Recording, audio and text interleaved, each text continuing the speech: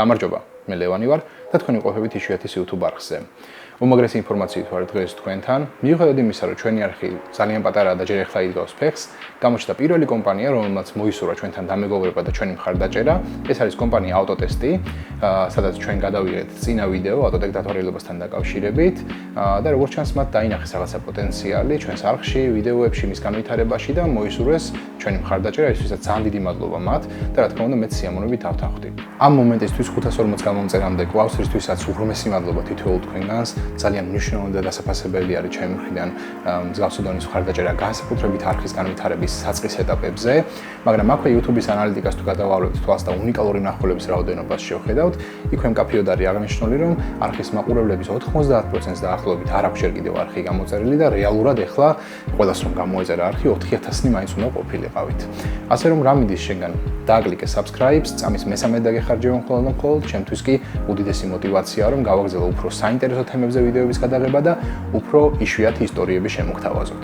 აქვე გეტყვით რომ შევქმნით იშვიათის Instagram და Facebook გვერდები, TikTok-ის გვერდი უკვე გქონდა და ყველაფრის ლინკს ერთიანად მივუთითებ აღწერაში, ასე რომ იქაც გადადით, გამოიწერეთ, გვადევნეთ თვალყური, იმიტომ რომ დაიდება ხოლმე საინტერესო სიახლეები, ფოტო თუ ვიდეო მასალა. დღევანდელი ვიდეო ბევრად საინტერესო მინდა რომ გამოვიდეს. მანქანაზე უნდა დავაყენოთ ლამდა სენსორი, რომელიც შეერთება პირდაპირ ECU-ზე და live რეჟიმში აითვლის მანქანაში არსებული ჰაერის და ბენზინის შერევის მდგომარეობას, ეგრეთ წოდებულ SMES. შემდეგ წავალთ და შევცვლით Z-ს. მიუხედავად იმისა, რომ მანქანას სულ რაღაც 500 კილომეტრი აქვს გავლილი წინა Z-ის შეცვლიდან, უკვე 1 წელი გავიდა და თუ გვინდა რომ ძრავს გავუფრთხილდეთ, აუცილებლად უნდა გამოვუშვათ ძველი Z-ი და ჩავასხათ ახალი. ზოგადად რეკომენდირებულია, რომ წელიწადში 2-ჯერ, ანუ 6 თვეში ერთხელ გამოიცვალოს Z-ი მანქანაში, როდესაც ის იმყოფება აქტიური გადაადგილების პირობებში. ხოლო თუ მანქანა გაჩერებული არის და ბევრსაც არ მოძრაობთ, არანაირი პრობლემა არ არის წელიწადში ერთხელ შეიცვალოს, მაგრამ ხაზგასმით აღნიშნავ, რომ მსგავსი ტიპის ძრავებში სასურველი არის და აუცილებელიც არის უმაღლესი ხარისხის Z-ის ჩასხმა. ამის მერე ვესტუმრებით რაკერას, რომელიც დაგვეხმარება ლამდის შეერთებაში უშუალოდ ECU-ში და ასევე გავიგეთებს რეკალიბრაციას ახალ ინჟექტორებთან მიმართებაში. ვიდეოს კი დავასრულებთ ტექინსპექტირების გავლით და ვნახავთ, რამდენად მოვახერხებთ არსებულ ნორმებში მანქანის გამონაბლუქვის მოქცევას. ეხლა კი წავიდეთ წინ, ძალიან ბევრი საქმე გვაქვს და დეტალურად გაჩვენებთ ყველაფერს. ესე იგი, ეს არის ჩვენი ლამდა სენსორი, რომელიც არის Bosch-ის LSU-4.2 ვერსია და აქვს ესეთი ტიპის შტეკერი. იმისთვის რომ კაბელები და საჭირო მასალები შევიძინოთ, უნდა წავიდეთ ელიავაზე და მოვახერხოთ ყველაფრის მოძიება. EcoMaster-ის ვებსაიტზე არსებული ინფორმაციის მიხედვით, სწორედ ესე გამოიყურება LSU-4.2 სენსორის ფინაუთი და ჩვენი მისია ეხლა არის რომ მოვახერხოთ იგივე ფერების კაბელების შეძენა და თან ისეთი სიგრძის, რომელიც დაგვეხმარება მანქანის ქვედა პოზიციიდან უკვე კომპიუტერის ლოკაციამდე კარგად გაყვანაში და არ შეიქმნის პრობლემებს. ასევე ფერების ესეთ არჩევანს იმიტომ ვაკეთებთ, რომ შემდეგ უკვე შეერთების ეტაპზე ყველაფერმა კარგად ჩაიაროს და იქაც რაიმე გართულებები არ მოყვეს. ასე რომ წავედით ელიავაზე.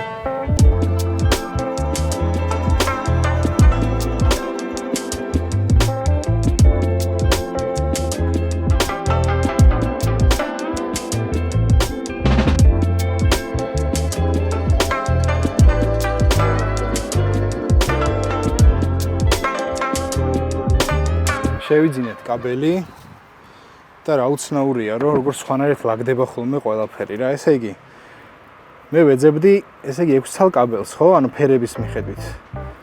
უცებ ადამიანი მეუბნება, რომ მე მაქვს ერთი კაბელიო, სადაც 7 წვერია გაერთიანებულიო, აჩვენებს და ფაქტიურად 5 წვერის ფერია ემთხვევა.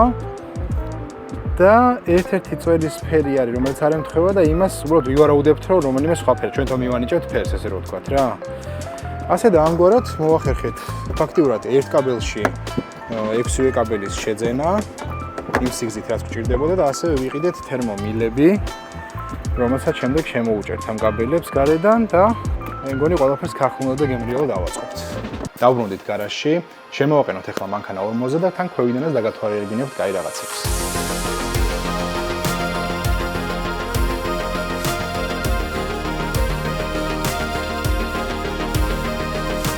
აი მოვიდა დრო რომ ქვევიდან დაგათვალიერებინოთ, როგორ გამოიყურება 29 წლის მანქანა. ესე იგი, დაახლოებით 2 წლის წინ გავაკეთებინე ძირი მამუკას, რომელიც მდებარეობს მუხიანის და გლდანის გადასახვევთან.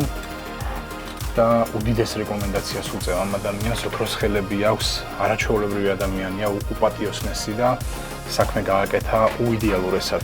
ალბათ ჯობდა ეხლა გამერეცხა და ისე მეჩვენებინა ყველაფერი, უფრო კარგად დაინახავდით ეფექტს, მაგრამ აქვე დავურთავ მოდი სურათებს, როგორ გამოიყურებოდა ახლად გაკეთებულ მდგომარეობაში. მის საკონტაქტოს აღწერაში მიუთითებ, რა თქმა უნდა. და ვისაც გაგიხარდება, შეგიძლიათ შეეხმიანოთ და ისეთ რაღაცებს აკეთებს, რომ უბრალოდ არ ვიცი, ჯადოქარია რა ადამიანი. ჩვენი ძირითადი სამუშაო დღევანდელ დღეს ეხება აი ამ კატალიზატორის ეგრეთ წოდებულ ბაჩოქს.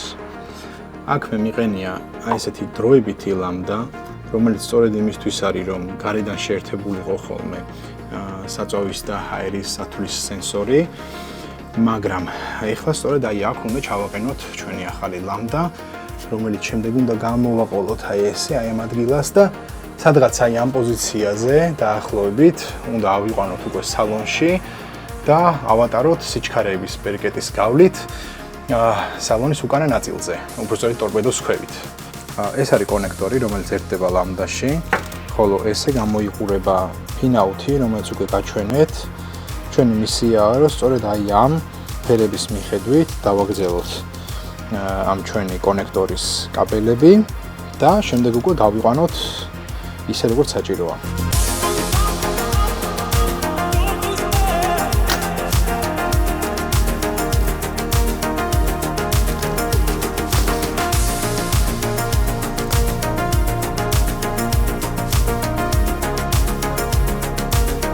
დასაგრძელებელი კაბელების და კონექტორის კაბელების თავები გაფრთხნილი არის და გადავიდეთ შედუღებაზე.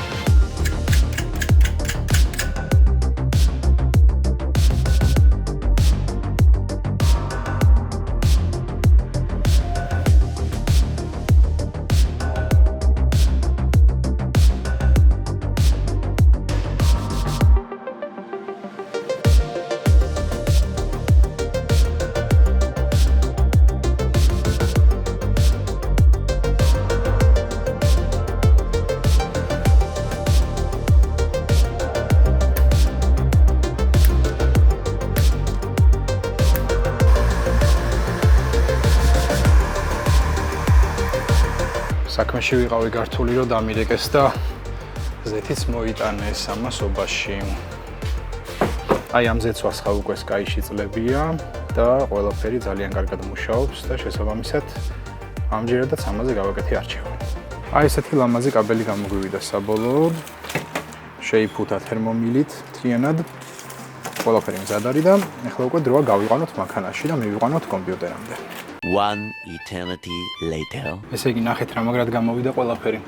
სიჩქარეების კოლოფინა რომ მინდოდა აყვანა, მაგის ნაცვლად სრულიად შემთხვევით, აი აქ უკან ნახე ეს რეზინის საცობი რა. საიდანაც ჩამოდიოდა რაღაც წვრილი ხაზი, რომელიც არაფერზე არ იყო დაერთებული.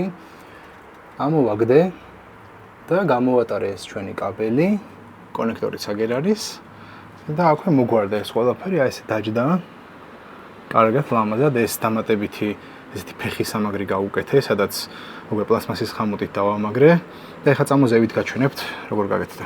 აი ეს არის საცობი რეზინის, საიდანაც ამოვიყვანე კაბელი ესე. აქ რა თქმა უნდა სკამის მოხსნა მომიწია და მთელი აურზაურია.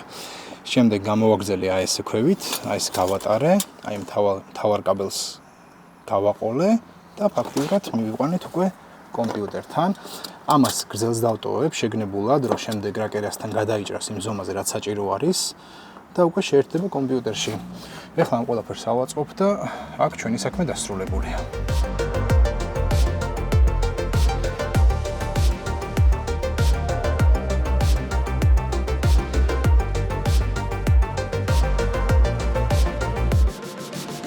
სენსორის დაყენების პროცესი დასრულებულია.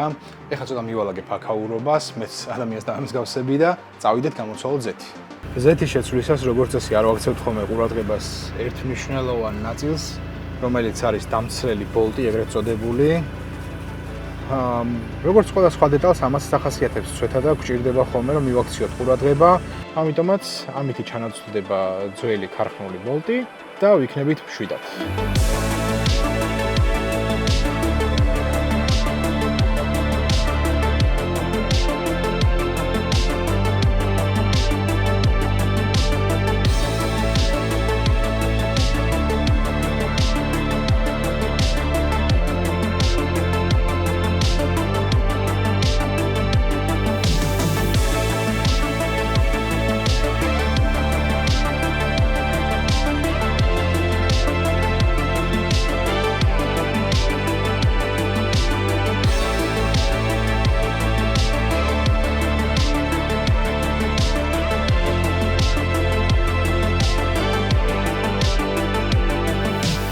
ესეც ესე ზეთი შევცვალეთ, ფილტრი შევცვალეთ, ყველაფერი კარგად არის, ახლა კი წავედით რაკერასთან.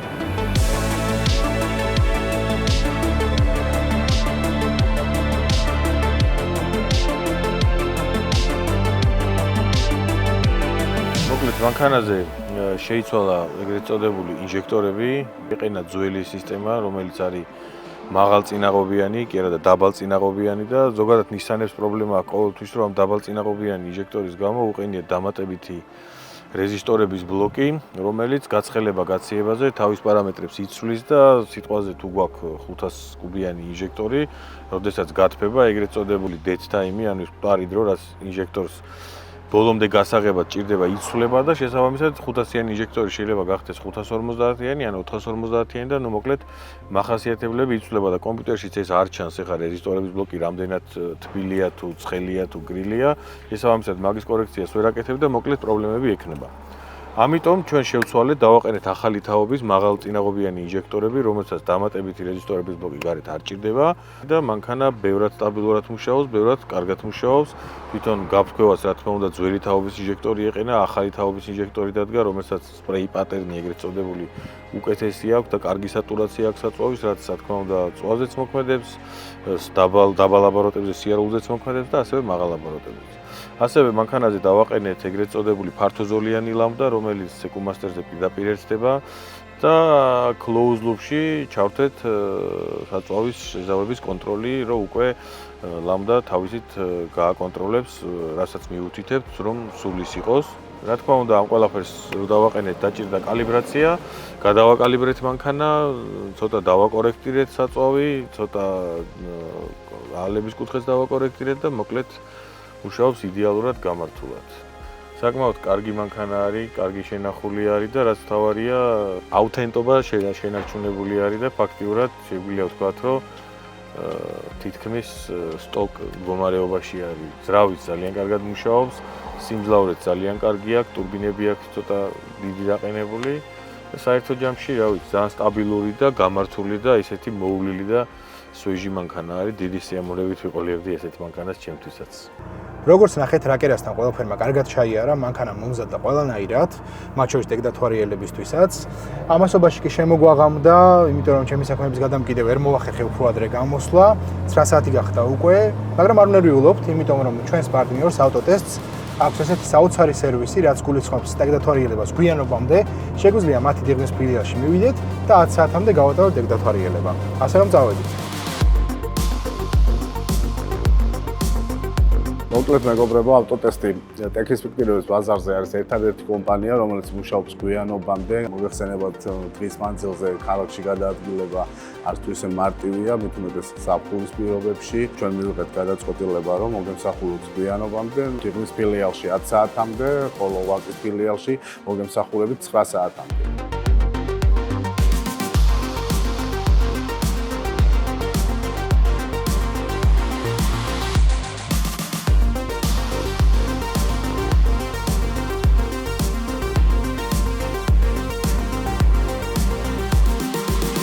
დავასრულეთ ეგდათვარიელება როგორც იქნება და მანქანაზე ყველაფერი კარგად არის, ყველაფერი წყობშია. იმედია რომ მოგეწონათ ვიდეო და ის სიამოვნე ცოტა ხანგრძლივი კი გამოვიდა ქრონომეტრაში, მაგრამ ეს თქვენი მოთხოვნაც იყო. შევეცადე რომ მაქსიმალურად დინამიური ყოფილიყო და მარტივად საყურებელი. ასე რომ გამოიწერეთ არხი, დარჩით ჩვენთან, დაწერეთ კომენტარი, დალაიქეთ ვიდეო, დაგვეხმარეთ რომ ეს არხი კიდევ უფრო გავზარდოს, კიდევ უფრო წინ წავიდეს და მომავალ შეხვედრამდე.